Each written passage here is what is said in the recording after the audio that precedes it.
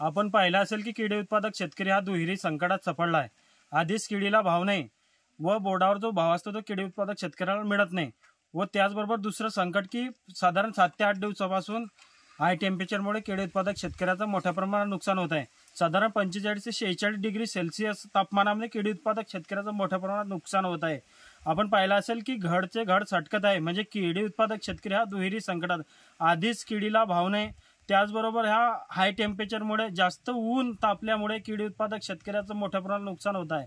आम्हाला जो विमा संरक्षण रक्कम जी आहे किडी उत्पादक शेतकऱ्याला हाय टेम्परेचरची ते मिळालं पाहिजे, ते लवकरात लवकर किडी उत्पादक शेतकऱ्याच्या खात्यावरती जमा झाली पाहिजे। त्याचबरोबर मागील वर्षी पण किडी उत्पादक शेतकऱ्याचं मोठ्या प्रमाणात हाय टेम्परेचर लो टेम्परेचरमुळे नुकसान झालं होतं व वादळाची रक्कम सुद्धा मागच्या वर्षाची सुद्धा शेतकऱ्याच्या खात्यावर जमा झाली पाहिजे। आधीच आपण पाहिलं असेल की किडी उत्पादक शेतकरी हा दरवर्षी वादळामध्ये किंवा उन्हामुळे भरडला जातोय आणि किडी उत्पादक शेतकऱ्याचं मोठ्या प्रमाणात नुकसान होत आहे।